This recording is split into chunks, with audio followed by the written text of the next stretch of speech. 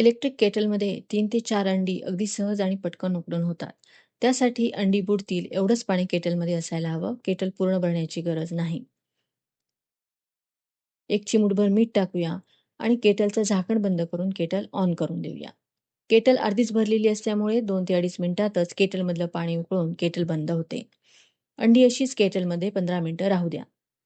आता 15 मिनिटांनी अंडी आपल्याला केटलमधून नॉर्मल पाण्यात आधी ठेवायची आहे आणि मगच सोलायची आहेत.